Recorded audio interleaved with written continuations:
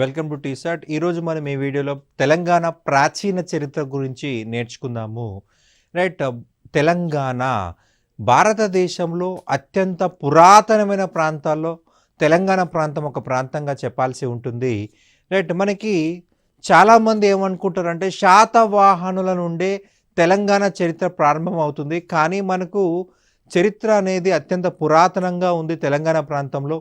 Right. మనకి మనిషి మొదట రైట్ తెలుగు ప్రాంతాల్లో తెలంగాణ ప్రాంతంలోనే జీవించడం జరిగింది. అలాగే చారిత్రక కాలం చూసినట్లయితే చారిత్రక కాలంలో షోడశ మహాజనపదాల్లో తెలంగాణ ప్రాంతానికి చాలా ప్రాధాన్యత ఉందని చెప్పాల్సి ఉంటుంది. మనకి శాతవాహనుల కంటే ముందే మన చరిత్ర ప్రారంభమైందని చెప్పాలి. రైట్. మనకి క్రీస్తు పూర్వం 6వ శతాబ్దంలో షోడశ మహాజనపదాల కాలంలోనే తెలంగాణ అభివృద్ధి చెందని చెప్పాల్సి ఉంటుంది. షోడశ 16 మహా గొప్ప జనపదాలు, 16 గొప్ప జనపదాల కాలాన్నే మనము క్రీస్తుపూర్వం 6వ శతాబ్దం అంటాం. ఈ పీరియడ్లోనే తెలంగాణలో అభివృద్ధి చెందిందని చెప్పాల్సి ఉంటుంది. మనకి జనపదాల్లో నాటి తెలంగాణ ప్రాంతంలోని అస్మక, దాన్నే అస్సక అని కూడా అంటాము. రైట్. ఇది మనకు ప్రస్తుత నిజామాబాద్ జిల్లాలోని బోధన్ అని చెప్పాల్సి ఉంటుంది. రైట్. ఈ బోధన్ పరిసర ప్రాంతము. బోధన్ యొక్క పాత పేరు పోతన. మనకి అస్మక యొక్క రాజధాని పోతన, బోధన్. దాన్నే తర్వాత కాలంలో పౌధన్యాపురం అని కూడా పిలవడం జరిగింది. పౌధన్యాపురము. జైన మత గ్రంథాల ప్రకారము రిషభనాథుడు భారతదేశం యొక్క చక్రవర్తి తన కుమారుల మధ్య రాజ్యాన్ని పంచివ్వడం జరిగింది. ఈ బోధన్లో లేదా పోతనలో బాహుబలి అనే వ్యక్తి పరిపాలన చేయడం జరిగింది. బాహుబలి ఇక్కడ పరిపాలన చేయడం జరిగింది. బాహుబలికే మరి ఒక పేరు గోమటేశ్వర.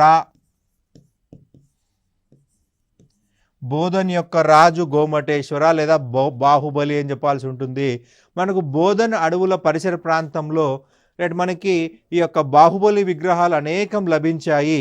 మనకు శ్రావణ బెలగొల చూసినట్లయితే శ్రావణ బెలగొల్లో 57 అడుగుల ఏకశిలా విగ్రహము బాహుబలిది ఉంది. దాన్ని నిర్మాణం చేపట్టిన వ్యక్తి చాముండారాయుడు. అతను ఏమని చెప్పాడంటే, నేను బోధన్ అడవుల్లో ఉన్నటువంటి ఈ యొక్క బాహుబలి విగ్రహాన్ని చూసి దాని ఇన్స్పిరేషన్ తోటే నేను ఇక్కడ ఇంత పెద్దది కట్టాను అన్నాడు. అంటే మన చరిత్రకారులు బోధన్ అడవంతా కూడా గాలించడం జరిగింది. రైట్. ఎందుకంటే 57 అడుగుల విగ్రహము అత్యంత ప్రపంచంలోనే అతిపెద్ద విగ్రహం అది ఈ యొక్క బోధన్ అడవుల్లో ఉన్నటువంటి బాహుబలి విగ్రహము బేస్ చేసుకుని కట్టామనేసరికి మన చరిత్రకారులు వెతకడం జరిగింది. కానీ మనకు ఎటువంటి ఆధారాలు దొరకలేదు. రైట్. 57 అడుగులు ఎత్తున్నటువంటి విగ్రహం మనకు దొరకలేదు. 1 అడుగు 2 అడుగు 3 అడుగుల ఎత్తున్నటువంటి బాహుబలి విగ్రహాలు మాత్రమే మనకు ఈ యొక్క బోధన్ పరిసర ప్రాంతాల్లో అడవుల్లో దొరికాయి. రైట్. మనకి చాముండరాయుడు చెప్పినంత పెద్దది మనకు దొరకలేదు. మేబీ భూకంపాల వల్ల నాశనం అయి ఉండొచ్చు, లేదా ఇతర మతస్థులు తమ మత కడ్డాల కింద మార్చుకొని ఉండొచ్చు అని చరిత్రకారులు భావించడం జరుగుతూ ఉంది. రైట్. మనకి బోధన్ అస్మక రాజ్యం యొక్క రాజధాని. దీని పాలకుడు సుజాతుడుగా చెప్పడం జరుగుతుంది. రైట్. ఈ సుజాతుడు బుద్ధుడికి సమకాలుడు అని చెప్పేసి మనకు బౌద్ధ గ్రంథాలు చెప్తా ఉన్నాయి. రైట్. జైన మత గ్రంథాల ప్రకారం బాహుబలి అనే వ్యక్తి పోతన యొక్క రాజైతే, బోధన్ యొక్క రాజైతే, బౌద్ధ గ్రంథ ప్రకారము సుజాతుడు ఇతను బుద్ధుడికి సమకాలీనని చెప్పాల్సి ఉంటుంది. బావరి అనే వ్యక్తి కూడా మనకి బుద్ధుడికి సమకాలీనుగా గోదావరి నదీ తీరంలో నివసించడం జరిగింది. బావరి శిష్యులని గౌతమ్ బుద్ధుడి దగ్గర పంపించినట్లుగా మనకు బౌద్ధ గ్రంథాల్లో కనిపిస్తూ ఉంది. సుత్తరిపాతం అనేటువంటి గ్రంథంలో కనిపిస్తూ ఉంది. క్రీస్తు పూర్వం 6వ శతాబ్దంలో ప్రాచుర్యం పొందినటువంటి బౌద్ధ జైన మతాలు ఈ ప్రాంతంలో చాలా గొప్పగా అభివృద్ధి చెందినట్టు తవ్వకాల్లో చారిత్రక ఆధారాలు అనేవి మనకి లభించాయి. ముఖ్యంగా చూసినట్లయితే కొన్ని ప్రాంతాలు చూడండి. ధూళికట్ట, కొత్త జిల్లా ప్రకారం పెద్దపల్లి, పాత జిల్లా అంటే మనకు కరీంనగర్, కొత్త జిల్లా ప్రకారం ధూళికట్ట, ఫణిగిరి, గాజులబండ, సూర్యాపేట, పాత జిల్లా అయితే నల్గొండ డిస్ట్రిక్ట్, కొండాపూర్ సంగారెడ్డి జిల్లా, పాత జిల్లా అయితే మెదక్ జిల్లా, నేలకొండపల్లి ఖమ్మం, పాత జిల్లా కూడా ఖమ్మం డిస్ట్రిక్టే. మనకి కొత్త జిల్లాల ప్రకారం ఈ యొక్క సమాచారం ఇవ్వబడింది. పాత జిల్లాలో అయితే మనకి ధూళికట్ట అయితే కరీంనగర్, కొత్త జిల్లా కాబట్టి పెద్దపల్లి అంటున్నాము. ఫణిగిరి, గాజులబండ, సూర్యాపేట, కొండాపూర్ సంగారెడ్డి, నేలకొండపల్లి ఖమ్మం, ఇవన్నీ కూడా ప్రముఖ బౌద్ధ స్థలాలుగా చెప్పాల్సి ఉంటుంది. ఇక కోటిలింగాల జగిత్యాలకు ఈశాన్యంగా 38 కిలోమీటర్ల దూరంలో వెలగటూరు మండలంలో గోదావరి నదికి కుడిగట్టున ఉన్నటువంటి కోటిలింగాల గ్రామంలో 1979 నుంచి 1987 వరకు కూడా పురావస్తు శాఖ ఇక్కడ తవ్వకాలు జరపడం జరిగింది. దాదాపు 10 సంవత్సరాల పాటు తవ్వకాలు జరిపింది. ఈ తవ్వకాల్లో అనేక నూతన విషయాలు వెల్లోకి రావడం జరిగింది. మనకి కొత్త జిల్లా జగిత్యాల అండి, రైట్. కోటిలింగాల ఏ జిల్లాలో ఉందంటే జగిత్యాల జిల్లా. పాత జిల్లా అంటే మనం కరీంనగర్ అని చెప్పుకుంటాము. రైట్, కొత్త జిల్లాల ప్రకారం జగిత్యాల అని చెప్పాల్సి ఉంటుంది.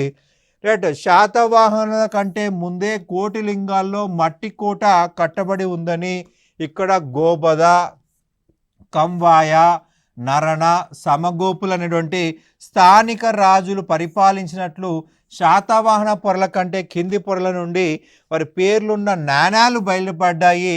సో మనకు చరిత్రకి లభించాయని చెప్పాల్సి ఉంటుంది.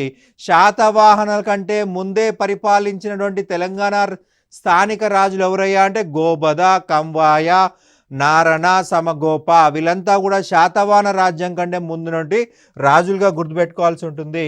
డాక్టర్ ఎన్ఎస్ రామచంద్రమూర్తి, పివి పరబ్రహ్మ శాస్త్రి, డాక్టర్ దామే రాజారెడ్డి ఈ నాణాలపైన పరిశోధన చేయడం జరిగింది.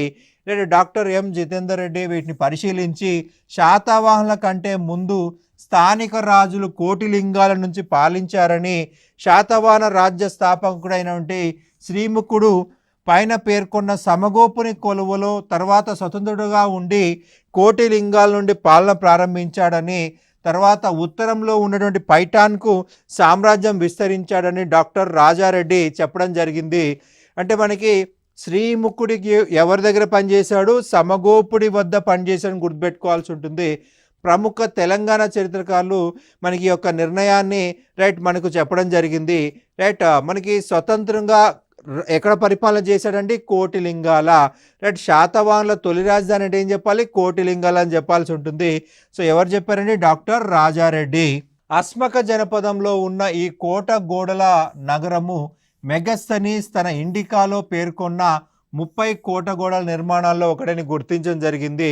ఇక్కడ మట్టి గోడ 1000 మీటర్ల పొడవు, 300 మీటర్ల వెడల్పు, 10 మీటర్ల ఎత్తుంది.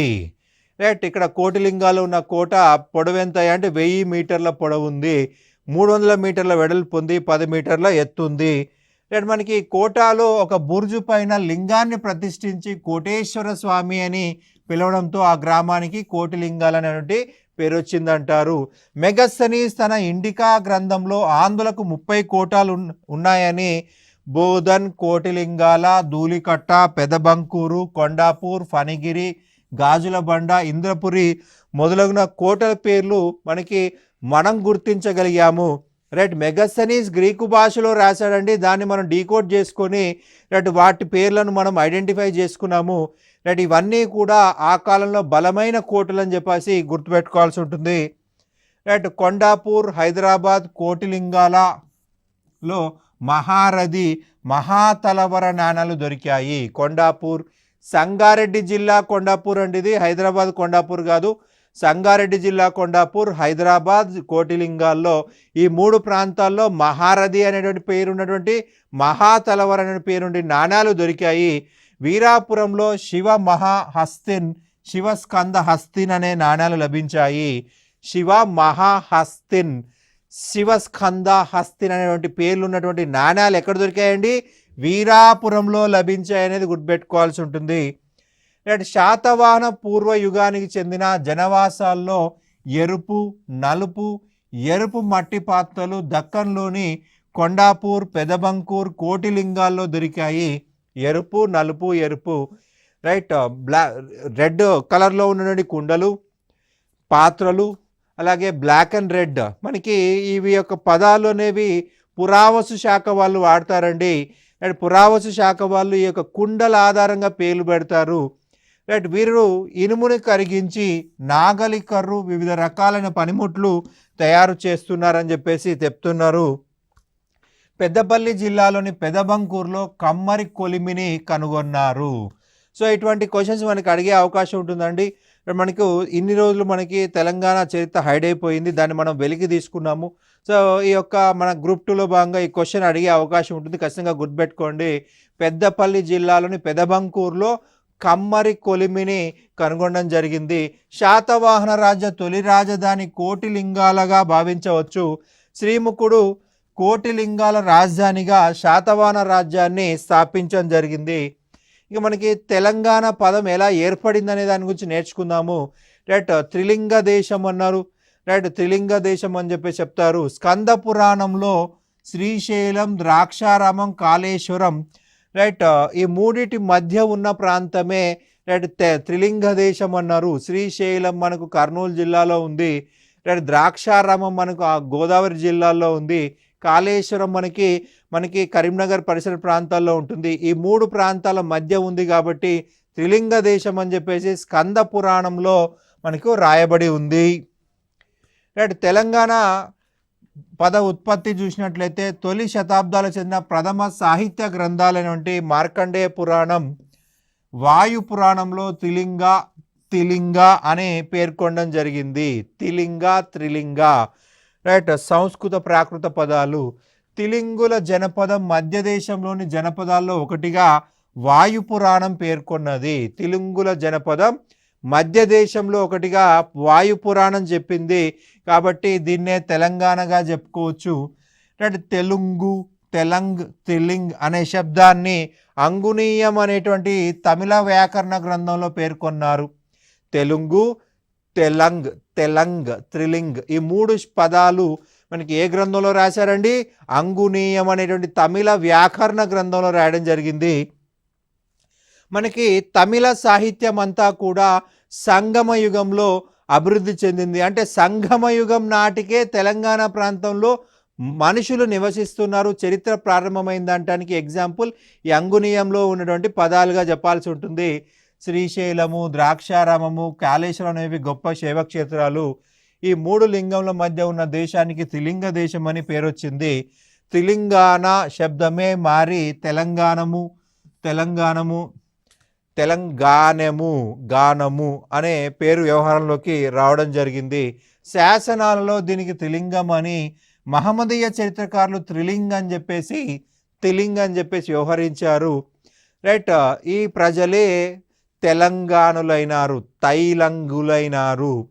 రైట్, తెలంగాణ అనగా తెలుగువారు ఉండే దేశమని అర్థము. ఇది చాలా ప్రాచీన పదం అన్నమాట. తెలుగు వాళ్ళు ఉన్నటువంటి ప్రాంతమే తెలంగాణ. రైట్, ఒకప్పుడు తెలంగాణ దక్షిణాపదంలో విశాల భూభాగంలో ఉండేది. కానీ కాలక్రమంలో చీలికలు ఏర్పడి వేరువేరు రాజులు ఆధిపత్యంలోకి వచ్చి వేరువేరు పేర్లు ఉంది. రైట్, తెలంగాణ ప్రాంత తొలి రాజధాని కోటిలింగాలగా గుర్తుపెట్టుకోవాల్సి ఉంటుంది. కోటిలింగాల. నన్నయ్య ఆది పర్వంలో తెలింగ ప్రాంతాన్ని పేర్కొనడం జరిగింది. రైట్, మనకి నన్నయ్య ఆది కవి తెలుగులో అనుకుంటాము. రైట్, మనకు మహాభారతాన్ని తెలుగులోకి అనువదించిన వ్యక్తి. ఆది పర్వము, సభాపర్వము, అరణ్య పర్వాన్ని సగం రాశాడు. ఆయన ఆది పర్వంలో తెలింగ అనే ప్రాంతాన్ని రాయడం జరిగింది. రైట్, దేవగిరిని పరిపాలించిన యాదవరాజుల మంత్రి అయినటువంటి హేమాద్రి రైట్ అతను రాసిన గ్రంథము వ్రతఖండము. రైట్, ఈ పదం గుర్తుపెట్టుకోవాలండి. రైట్, యాదవుల దగ్గర పనిచేసిన మంత్రి హేమాద్రి, అతను రాసిన గ్రంథం ఏంటి? వ్రతఖండము. ఈ వ్రతఖండము అనే గ్రంథంలో కాకతీయ రుద్రుణ్ణి త్రిలింగాధిపతిగాను ఆంధ్ర మహారాజ్ఞిగాను వ్యవహరించాడు.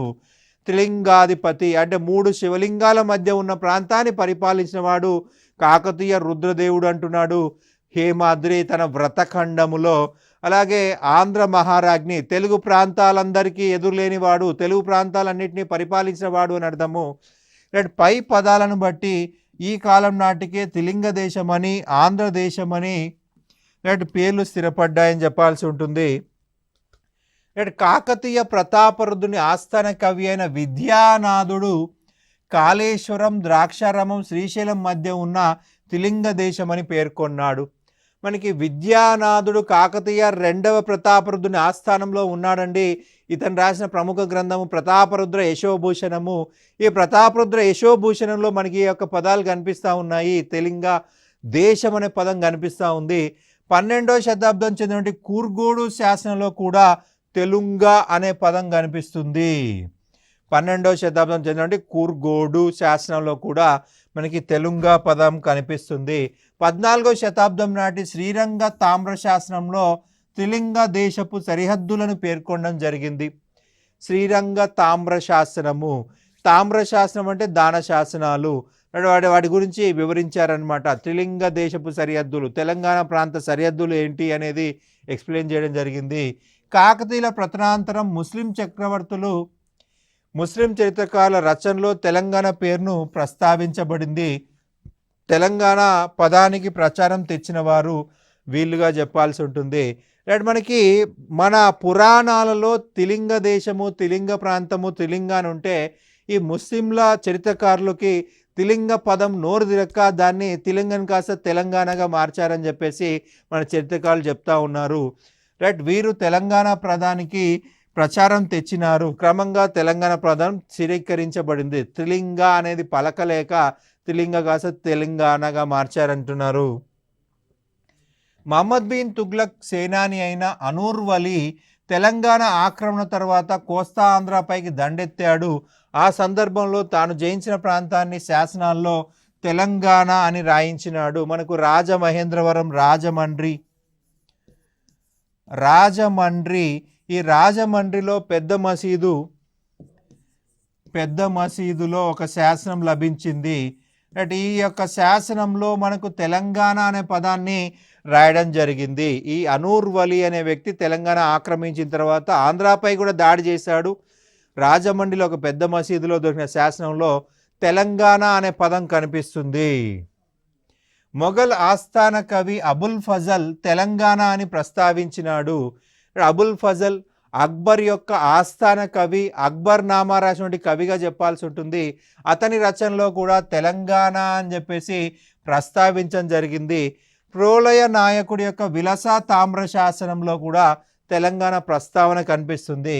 అంటే మనకి ఈ యొక్క కాకతీయుల పతనం నాటికే తెలంగాణ అనే పదము ఆవిర్భవించింది అనేది మనకు తెలుస్తూ ఉంది. ఇక మెదక్ జిల్లాలోని తెల్లాపూర్ మనకి లభించినటువంటి 1417 నాటికి శాసనంలో తెలంగాణ అనే పదం ఉంది. తెలంగాణ అనే పదం ఉంది. శ్రీకృష్ణదేవరాయల దండయాత్రల్లో తెలంగాణ పదము మరియు తెలంగాణలోని దుర్గాలు పేర్కొనబడ్డాయి. శ్రీకృష్ణదేవరాయల శాసనాలైన చిన్న కంచి, తిరుమల శాసనాల్లో కూడా మనకి తెలంగాణ ప్రస్తావన అనేది కనిపిస్తుంది. శ్రీకృష్ణదేవరాయల యొక్క శాసనాల్లో చిన్న కంచి, తిరుమల శాసనాల్లో తెలంగాణ ప్రస్తావన కనిపిస్తుంది. రైట్, కళింగను పాలించిన గజపతి వంశీయుడు ప్రతాపరుద్ర గజపతి వెలిచెర్ల శాసనంలో తెలంగాణ పదం అనేది పేర్కొనబడింది. వెలిచెర్ల శాసనం ఎవరిచ్చారు? ప్రతాపరుద్ర గజపతి ఇవ్వడం జరిగింది. ఈ ప్రతాపరుద్ర గజపతి శాసనంలో తెలంగాణ పదం అనేది పేర్కొనబడింది. అసఫ్జాయిల కాలంలో క్రోస్తా ప్రాంతం బ్రిటిష్ వారి అధీనంలోకి రాగా దాన్ని ఆంధ్ర అని వ్యవహరించారు. నిజాం ప్రాంతంలోని తెలుగు ప్రాంతాలకు తెలంగాణ అనే పేరు స్థిరపడింది. రైట్, తెలంగాణ యొక్క పూర్వ చారిత్రక యుగము. చరిత్రకారులు మానవుల చరిత్రను పూర్వ చారిత్రక యుగం అని, చారిత్రక యుగం అని చెప్పేసి 2 భాగాలుగా విభజించారు. రైట్, మానవుడు లిపి నేర్చుకోక ముందున్న యుగాన్ని పూర్వ చారిత్రక యుగం అని, లిపి నేర్చుకున్న తర్వాత చారిత్రక యుగం అని పిలిచారు. లిపి కంటే ముందున్న కాలం వచ్చేసి పూర్వ చారిత్రక యుగము. లిపి అభివృద్ధి చెందిన తర్వాత నుంచి చారిత్రక యుగంగా చెప్పుకోవడం జరుగుతూ ఉంది. చారిత్రక యుగంలో చరిత్ర రచనకు లిఖిత ఆధారాలు లభించిన దగ్గర నుంచి చారిత్రక యుగం అని చెప్పడం జరుగుతుంది. మనకి పుస్తకాలు కావచ్చు, శాసనాలు కావచ్చు, ఇవన్నీ లభించిన టైం నుంచి ఏమంటాము? చారిత్రక యుగం అంటాము. అక్కడ రాయబడి ఉంటుంది కాబట్టి. పూర్వ చారిత్రక యుగంలో తెలంగాణ చరిత్ర పురావస్తు పరిశోధనల ద్వారా తెలుసుకోవచ్చు. రైట్, 1801లో భారతదేశంలో పురావస్తు పరిశోధన ప్రారంభమైంది. 19వ శతాబ్దం మధ్యకాలంలో Robert Bruce Foote Yadadri Bhuvanagiri జిల్లాలోని వలిగొండలో బృహత్ శిలాయుగపు సమాధులను, రైట్, తెలంగాణ చరిత్ర పూర్వయుగము అధ్యయనానికి మొదటిసారిగా ఆయన పునాది వేసని చెప్పాల్సి ఉంటుంది. బృహత్ శిలాయుగ సమాధులు అంటే ఇనుప యుగం అండి. ఇనుము యుగానికి చెందినటువంటి సమాధులు. మనకి చాలా భారీ స్థాయిలో నిర్మిస్తారు కాబట్టి దాన్ని బృహత్ శిలాయుగం అని చెప్పేసి చెప్తున్నాము. చాలా భారీ స్థాయిలో ఉంటాయి. మనకు మెన్హిర్ కావచ్చు, డాల్మన్ కావచ్చు, షిస్త్ కావచ్చు, ఇవన్నీ కూడా మనకు మన తెలంగాణ ప్రాంతంలో లభించినటువంటి సమాధులు. మొదట ఎవరు కనుగొన్నారయ్యా అంటే రాబర్ట్ బ్రూస్ఫుట్. ప్రస్తుతము వలిగొండ అనే ప్రాంతంలో ఉంది. ఎక్కడుందయ్యా వలిగొండ అంటే కొత్త జిల్లా ప్రకారము యాదాద్రి భువనగిరి జిల్లా అని గుర్తుపెట్టుకోవాల్సి ఉంటుంది. యాదాద్రి భువనగిరి జిల్లాలోని వలిగొండ అనే ప్రాంతంలో బృహత్ శిలాయుగపు సమాధులు. వీటినే మరొక పేరుతో పిలుస్తాము, రాక్షస గుళ్ళు అని పిలుస్తాము. ఆ కాలంలో ఉన్న మనుషుల్ని రాక్షసులు అని చెప్పేసి అనేవాళ్ళు. చాలా ఎత్తుగా ఉండేవాళ్ళంట. వాళ్ళ సమాధుల్నే రాక్షస గుళ్ళు అనేవాళ్ళు. ఈ సమాధులు మనకి ఈ యొక్క మొదట కనుగొన్న వ్యక్తి రాబర్ట్ బ్రూస్ఫుట్. మొదట కనుగొనబడిన ప్రాంతం వలిగొండ. సో దీంతో మన చరిత్ర పునాది పడిందని చెప్పాలి. పూర్వ చారిత్రక అధ్యయనము. హైదరాబాద్ రాష్ట్ర పురావస్తు శాఖ వారు 1953లో ప్రచురించినటువంటి యాంటిక్వేరియన్ రిమైన్స్ ఇన్ హైదరాబాద్ స్టేట్ అనే పుస్తకంలో తెలంగాణ చరిత్ర పూర్వయుగానికి సంబంధించి 118 స్థలాలను సంరక్షిత స్థలాలుగా పేర్కొన్నారు. ఎన్ని స్థలాలండి? 118 స్థలాలను సంరక్షిత స్థలాలుగా పేర్కొన్నారు.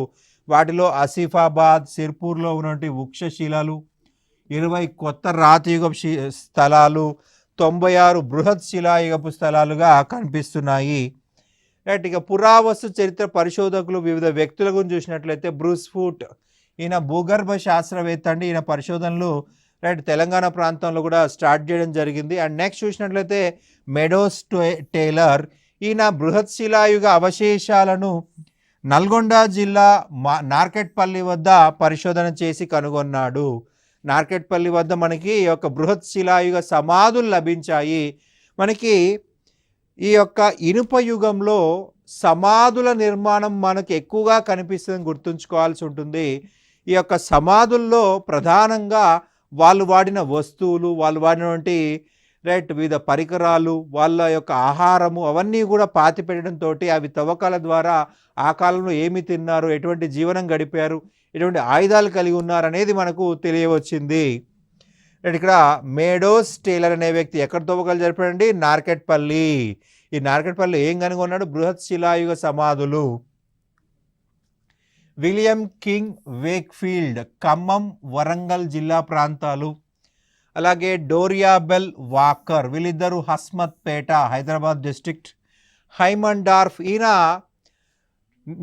మీర్ ఉస్మాన్ అలీ ఖాన్ కాలంలో నియమించబడినటువంటి గొప్ప ఆంథ్రోపాలజీ శాస్త్రవేత్తగా చెప్పాల్సి ఉంటుంది. గోండుల యొక్క సమస్యలను అధ్యయనం చేయడం కోసము ఈ యొక్క కమిటీ ఏర్పాటు చేశాడు మీర్ ఉస్మాన్ అలీ ఖాన్. తర్వాత కాలంలో అది మాది పూర్తి తెలంగాణ ప్రాంతంలోని తెగల గురించి అధ్యయనంగా మారడం జరిగింది. హైమన్ డార్ఫ్ అనే వ్యక్తి మనకి ట్రైబల్ హైదరాబాద్ అనే గ్రంథం రాయడం జరిగింది. హైదరాబాదు రాజ్యంలో ఉన్నటువంటి వివిధ తెగలపైన అధ్యయనం చేయడం కోసము ఆయన నియమించబడితే ఆయన తిరిగి హైదరాబాద్ రాష్ట్రం అంతా తిరిగి హైదరాబాద్ రాష్ట్రంలోని వివిధ తెగల గురించి అధ్యయనం చేసి ట్రైబల్ హైదరాబాద్ అని చెప్పేశాడు. ఈయన ఇక్కడ ఉమ్మడి ఆదిలాబాద్లో మనకి ఆ టైం కాబట్టి ఉమ్మడి ఆదిలాబాద్ అని చెప్పాల్సి ఉంటుంది, మీర్ ఉస్మాన్ అలీ ఖాన్ కాబట్టి. ఉమ్మడి ఆదిలాబాద్ జిల్లాలో పరిశోధనలు చేసి ప్రాచీన శిలాయుగ అవశేషాలు కనిపెట్టాడు. ఎఫ్ఆర్వి ఆల్చిన్, ప్రి శ్రీనివాస్, ఈయన జోగులాంబ గద్వాల జిల్లాలలోని ఉట్నూరులో పరిశోధనలు చేశాడు. మనకి కర్ణాటకలోని రాయచూరికి ఒక 20 కిలోమీటర్ల డిస్టెన్స్లో ఉంటుందండి ఉట్నూరు. ఈ ఉట్నూరునే ఉత్తనూరు అని కూడా పిలుస్తారు. ఉత్తనూరు అని పిలుస్తున్నారు. మనకి ఇప్పుడు ఉత్తనూరు అంటున్నాం, కానీ ఆ కాలంలో ఉట్నూరు అన్నారు. మనకి చాలామంది ఉట్నూరు అంటే మళ్ళీ ఆదిలాబాద్ జిల్లాలో ఉంది కదా సార్, లేదంటే అని అంటారు. అక్కడ ఒక ఉట్నూరు ఉంది, ఇక్కడ ఒక ఉట్నూరు ఉంది. ప్రజెంట్ ఈ ఉట్నూరుని ఉత్తనూరు అంటున్నాము, ప్రస్తుతం ఉత్తనూరు అంటున్నాము. అయితే మనకి బ్రిటిష్ వాళ్ళ కాలంలోనే వీటిపైన పరిశోధనలు జరిగాయండి. సో బ్రిటిష్ వాళ్ళు ఉత్తనూరు పలకలేక దాన్ని ఉట్నూరు చేసేసారు. అలా మనకి పేరు మారిపోయింది అనమాట. ఆల్చిన్ అనే వ్యక్తి పేరు గుర్తుపెట్టుకోవాలి, ఎఫ్ఆర్వి ఆల్చిన్. ఈయన బూడిద కుప్పలని కనుగొన్నాడు. బూడిద కుప్పలు ఏ యొక్క యుగానికి సంబంధించినవయ్యా అంటే నవీన శిలాయుగం అని గుర్తుపెట్టుకోవాల్సి ఉంటుంది. నవీన శిలాయుగము, నవీన శిలాయుగం సంబంధించినవి యొక్క పేడను కాల్చిన బూడిద రాశులు లభించాయి. ఈ యొక్క ఉత్తనూరు లేదా ఉట్నూరు ఐజా మండలంలో ఉంటాయండి. ఐజా మండలంలో ఉంటాయి, గుర్తుపెట్టుకోవాల్సి ఉంటుంది. మనకి మళ్ళీ ఆదిలాబాద్ లేదా నిర్మల్ అనకండి, రైట్. ఐజా మండలము, రైట్. కొత్త జిల్లా జోగులాంబ గద్వాల జిల్లా, రైట్. ఐజా మండలము ఉత్తనూరు లేదా ఉట్నూరు అని గుర్తుపెట్టుకోవాలి. కాగ్లిస్ బ్రౌన్ ఈయన భద్రాద్రి కొత్తగూడెం జిల్లాలోని భద్రాచలం ప్రాంతంలో పరిశోధనలు చేసినాడు. ఇక్కడ 50 గజాల విస్తీర్ణంలో 35 రకాల ప్రాచీన శిలాయుగ పనిముట్లు కనుగొన్నాడు. వివిధ రకాల పనిముట్లు కనుగొనడం జరిగింది, రైట్. నెక్స్ట్ చూసినట్లయితే వివి కృష్ణశాస్త్రి, ఇతను కొల్హాపూర్ ప్రాంతంలో తవ్వకాలు జరిపాడండి. వివి కృష్ణశాస్త్రి తెలంగాణ ప్రాంతానికి చెందిన వ్యక్తి. భారత పురావస్తు శాఖ డైరెక్టర్గా పనిచేసినటువంటి తెలంగాణ వ్యక్తి. తెలంగాణ మనకి ఆంధ్రప్రదేశ్ పురావస్తు శాఖ కాదండి, పూర్తి భారతదేశానికి పురావస్తు శాఖ చైర్మన్గా పనిచేశాడు, రైట్. డైరెక్టర్గా పనిచేశాడు, రైట్. ఇతని కాలంలో అనేక ప్రాంతంలో తెలంగాణలో తవ్వకాలు జరిపబడ్డాయి. Even Keesaragutta, right. కీసరగుట్ట విష్ణుకుండ్ల యొక్క చరిత్రను కూడా వివి కృష్ణశాస్త్రి ఆధ్వర్యంలోనే తవ్వకాలు జరపబడ్డాయి, రైట్.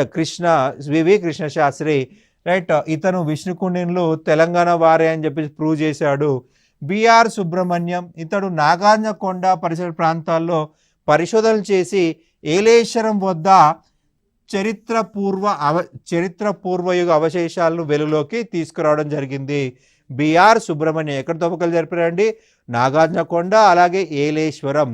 ప్రస్తుతం మనకి డిండి ప్రాజెక్ట్ దగ్గరలో ఉంటుంది. ఏలేశ్వరం అనేది డిండి ప్రాజెక్ట్ దగ్గరలో ఉంటుంది, రైట్. ఇది మనకు చరిత్ర పూర్వయుగ అవశేషాలని వెలుగులోకి తీసుకొచ్చాడు బిఆర్ సుబ్రహ్మణ్యం.